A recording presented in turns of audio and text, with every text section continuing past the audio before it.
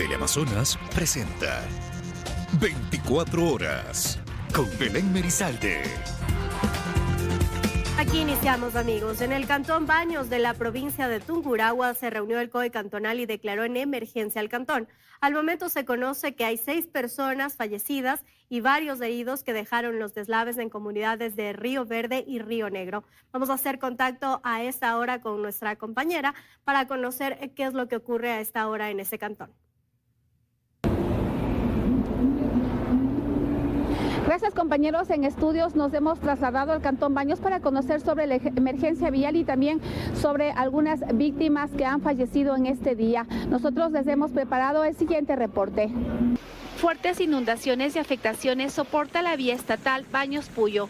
La gran cantidad de lodo interrumpe desde la mañana la circulación vehicular.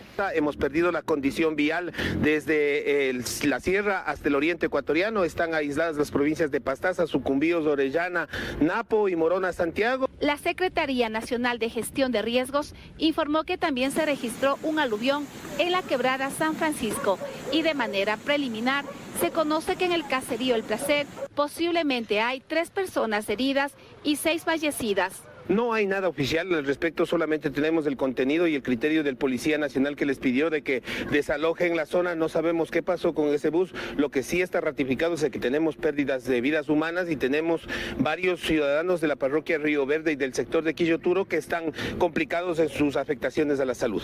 El alcalde Marlon Guevara, después de reunirse con el Comité Cantonal de Emergencia, solicitó a los habitantes apoyo.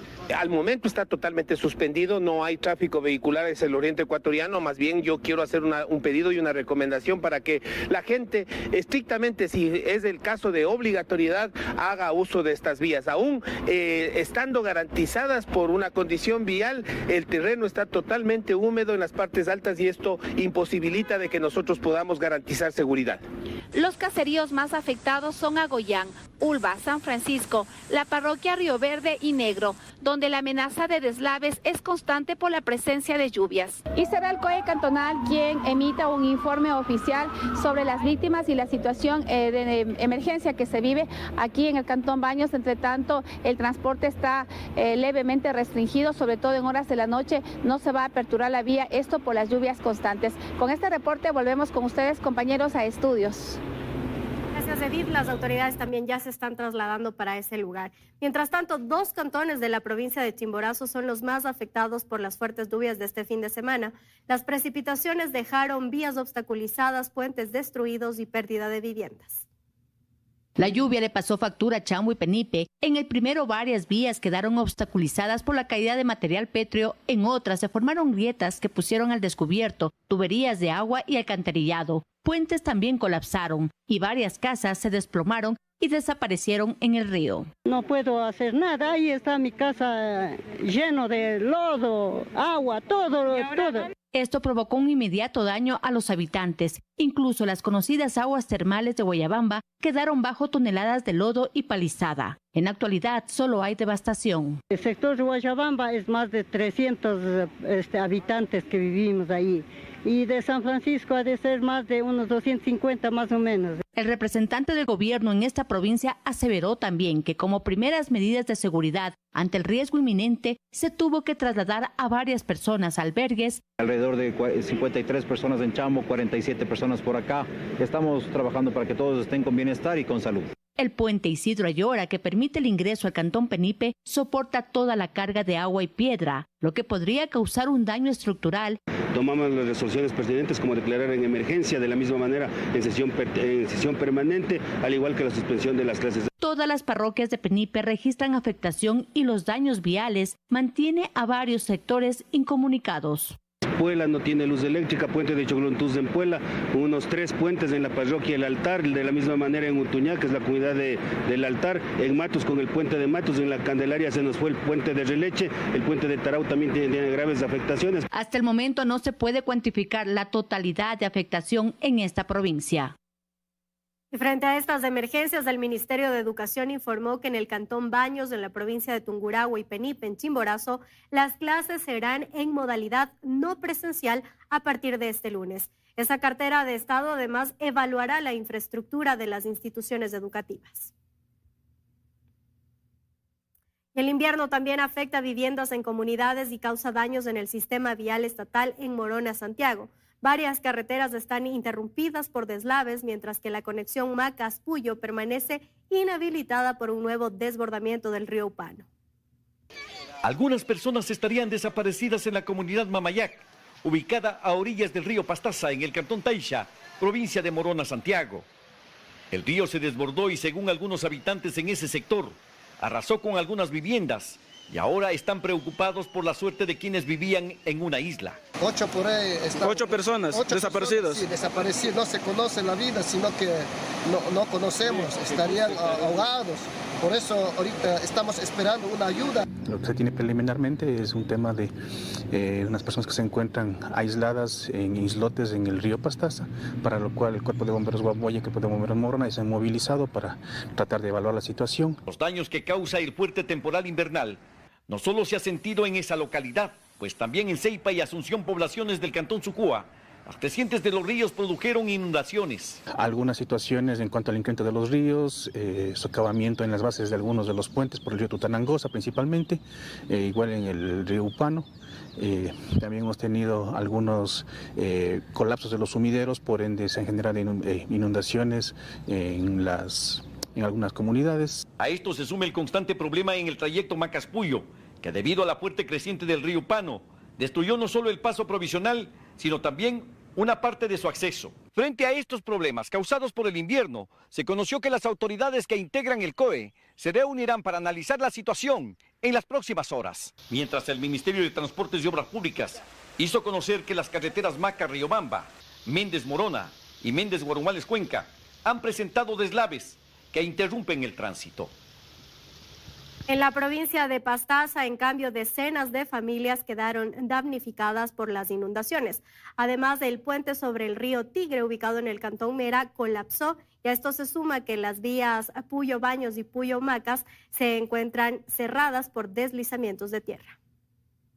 Las lluvias no dan tregua en la provincia de Pastaza.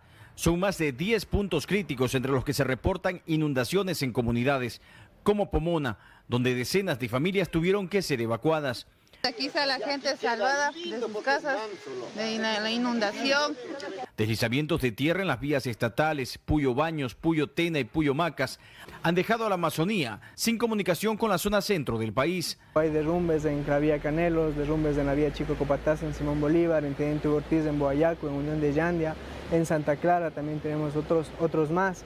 En Pomona también, o sea, son ahorita varios puntos que han sido afectados por las lluvias de la noche de ayer. A esto se suma el colapso del puente sobre el río Tigre, que une al centro de Mera con Nuevo Mera, un lugar donde existen decenas de atractivos turísticos y más de 5 comunidades que hoy se encuentran incomunicadas. La vida de la gente está en juego aquí, esto no es algo de así nomás, de poner 2 volquetadas de arena, de piedra y listo. Muchos sectores se quedan abandonados y prácticamente también sin agua, porque justamente por este puente pasa la tubería de agua que abastece al sector de Nuevo Mera. En este punto, los moradores esperan una solución lo más pronto posible. Sin embargo, las lluvias no cesan, por lo que se ha dificultado comenzar con las intervenciones. Esperando que ahorita nos ayude la naturaleza en que deje de llover para nosotros poder intervenir. Otro de los sitios afectados es el conocido dique de Mera, principal atractivo turístico de la provincia, el cual ha tenido que cerrar sus puertas, pues la creciente del río originó que gran cantidad de palizada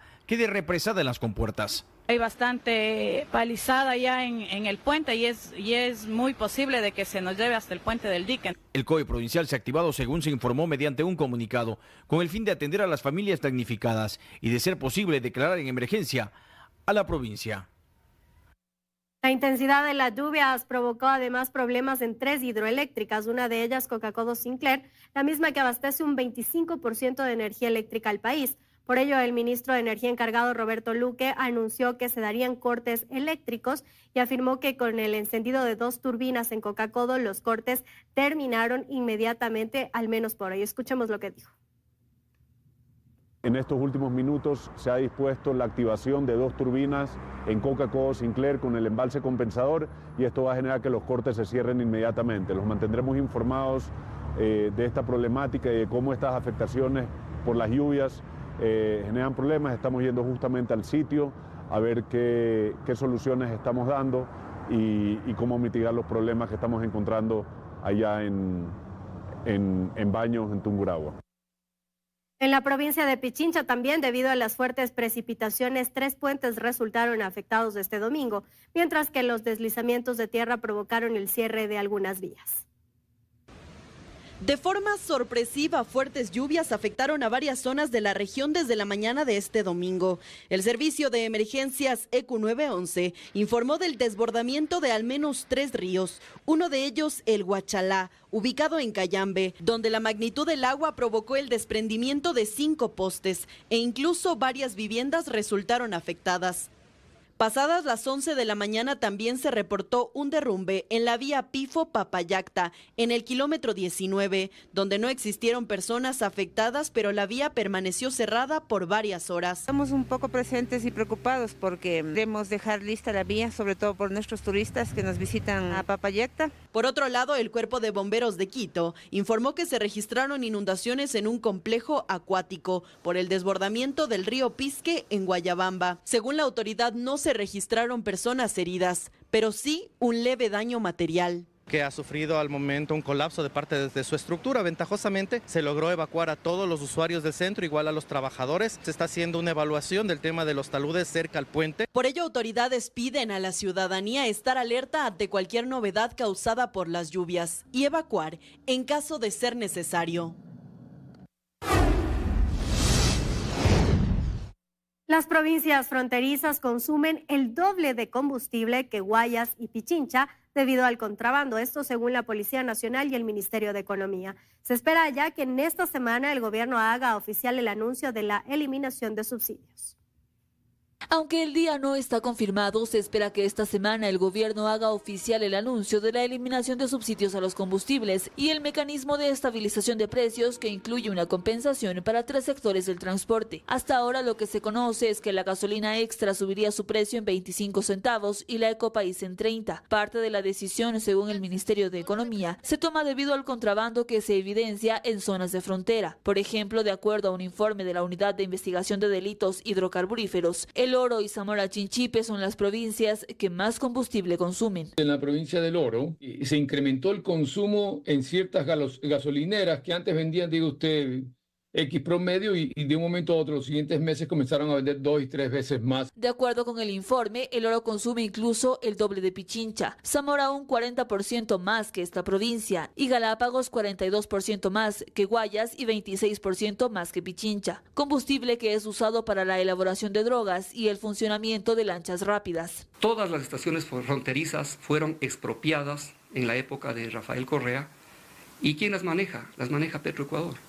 Todas las fronteras, norte, sur, oriente. Es evidente que el mejor remedio para frenar el contrabando es la eliminación de subsidios.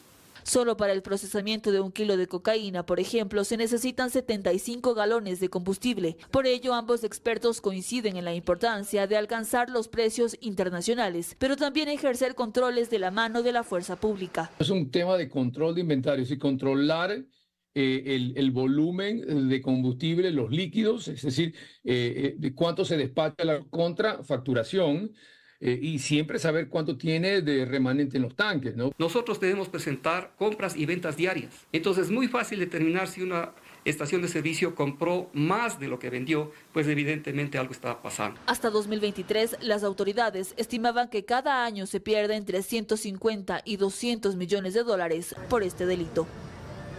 Peritos deberán definir cuántas de las 42,000 armas incautadas que están en los centros de acopio podrán pasar a manos de la policía y las Fuerzas Armadas como lo dispone el mandato popular.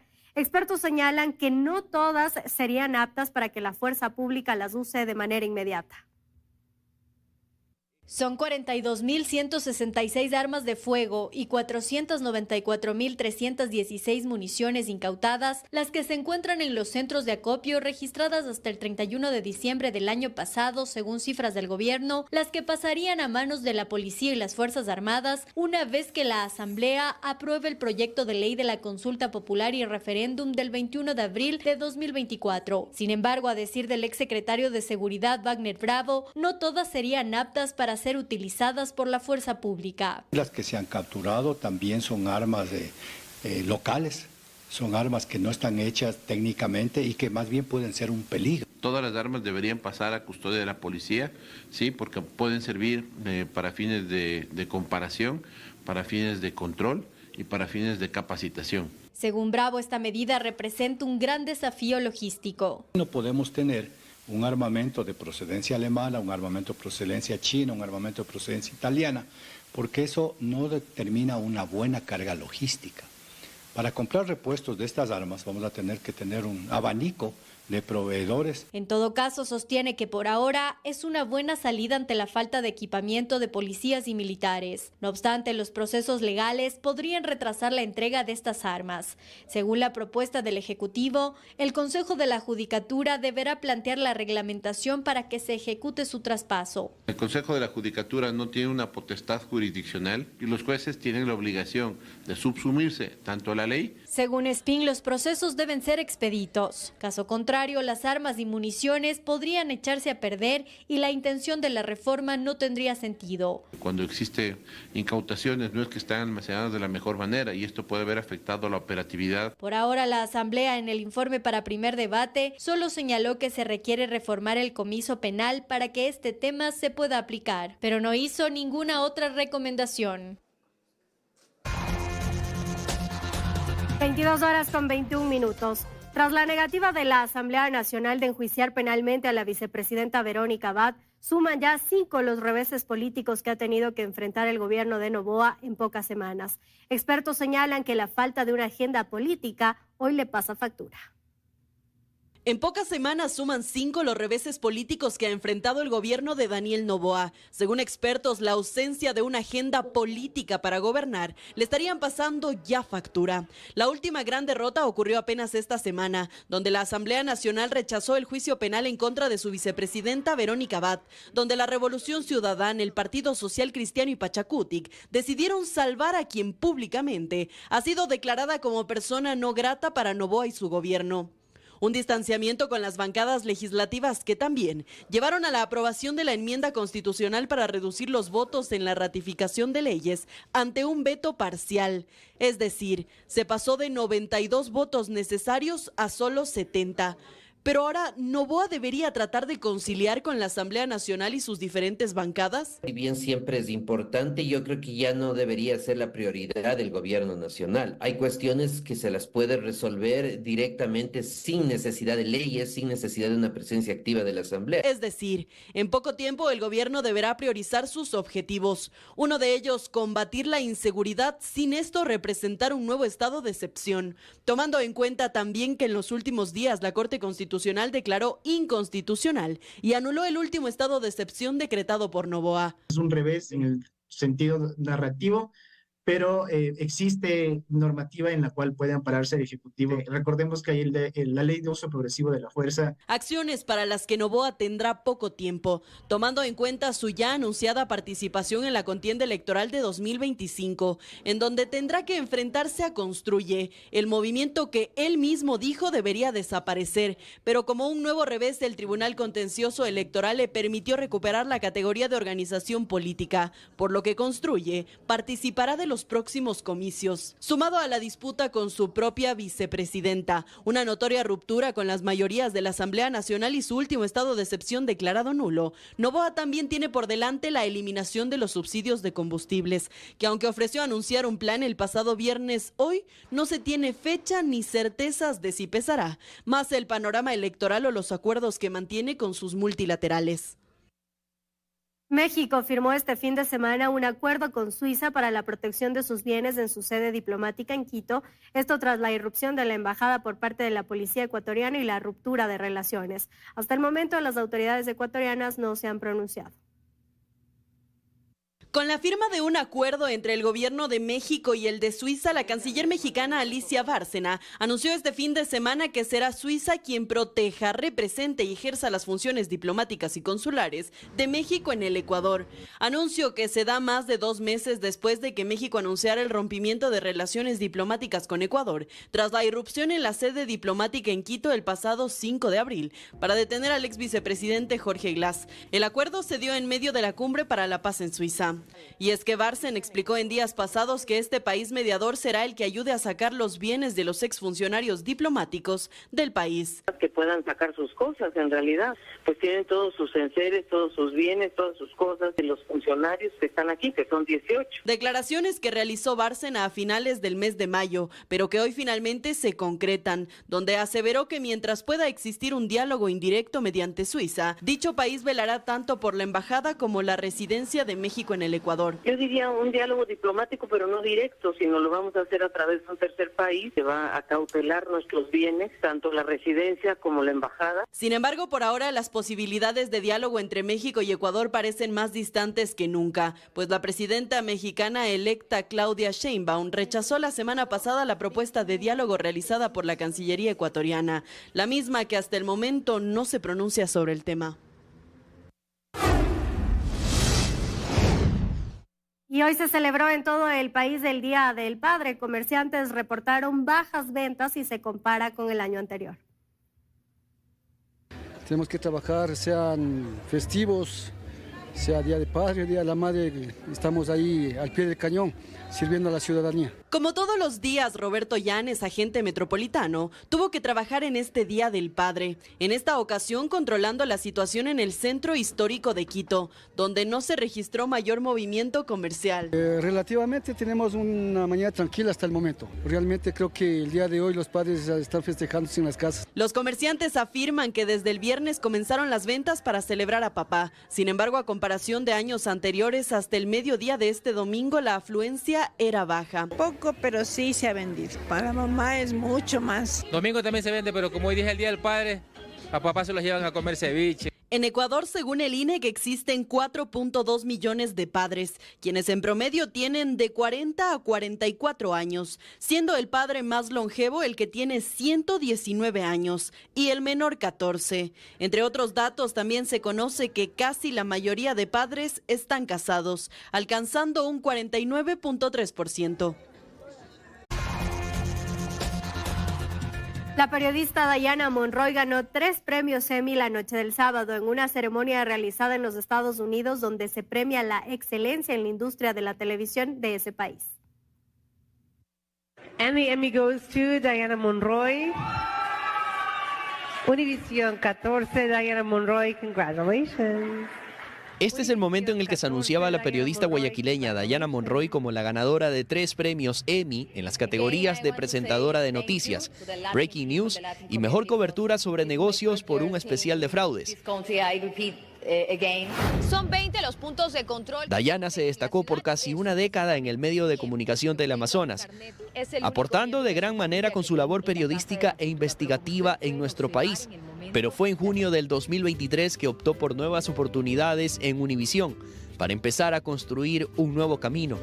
En la gala de la noche, Diana Monroy estuvo nominada en 6 categorías, de las cuales ganó 3. Donde segundos después de haber ganado le dedicó unas palabras a su progenitora. Thank you a mi mamá que me está viendo en Ecuador.